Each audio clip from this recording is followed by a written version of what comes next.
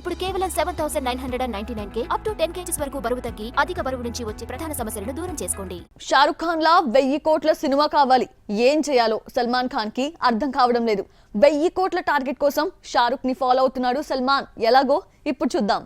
ఫ్లాపుల్లో ఉన్న సల్మాన్ వరుస పెట్టి తమిళ డైరెక్టర్స్ కి ఛాన్స్ ఇచ్చేస్తున్నాడు. ప్రెజెంట్ నటిస్తున్న సికిందర్ మురుగదాస్ డైరెక్షన్ లో రూపొందుతోంది. హిందీలో గజనీతో హిట్ కొట్టిన మురుగదాస్ ని ఏరి కోరి తీసుకున్నాడు. రజనీకాంత్ తో తీసిన దర్బార్ ఫ్లాప్ తర్వాత తెలుగు తమిళ స్టార్స్ చాలా మందికి కథలు వినిపించినా వర్కౌట్ కాలేదు. ఎట్టకేలకు సల్మాన్ ని మెప్పించి బాలీవుడ్ లోకి రీ ఎంట్రీ ఇస్తున్నాడు మురుగదాస్. సికిందర్ సెట్స్ పై ఉండగానే మరో తమిళ డైరెక్టర్ అట్లీతో కమిట్ అయ్యారట. జవాన్ 1000 కోట్లు కలెక్ట్ చేయడమే కాదు, బాద్షా కెరియర్ లో హైయెస్ట్ గ్రాసర్ గా నిలిచింది. దీంతో స్టార్ డైరెక్టర్ అయిపోయిన అట్లీ నెక్స్ట్ మూవీని బన్నీతో ప్లాన్ చేశాడు. అయితే రెమ్యునరేషన్ భారీగా 80 కోట్లు డిమాండ్ చేయడంతో బన్నీ అట్లీ కాంబో వర్కౌట్ కాలేదు.